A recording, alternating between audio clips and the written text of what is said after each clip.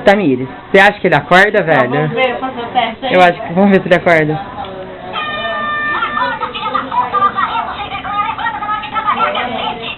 Tira a mão da frente, tira a mão da frente.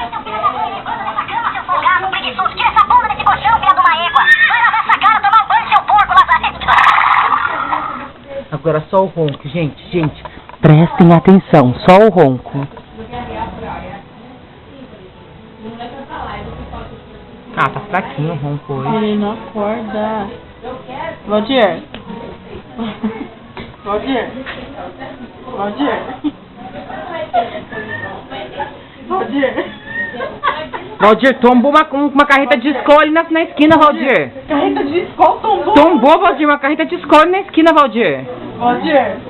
Tombou uma carreta de escola ali na esquina, Valdir. Vamos lá buscar, Valdir. Valdir, vamos lá. Nossa, olha o que ele Nossa, velho, cadê? Onde ele babou? Nossa, velho. Nossa, olha isso. Valdir.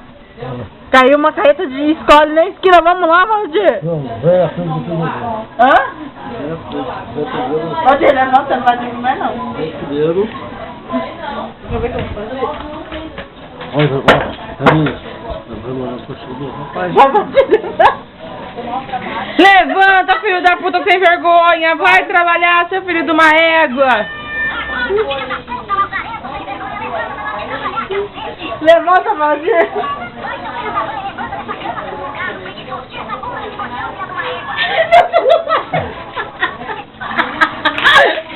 Aê, Valdir.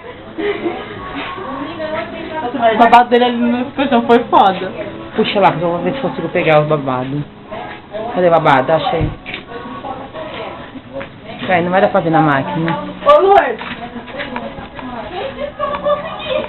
Ó.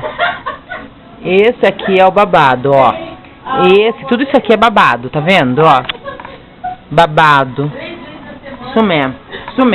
O Valdir babou, velho.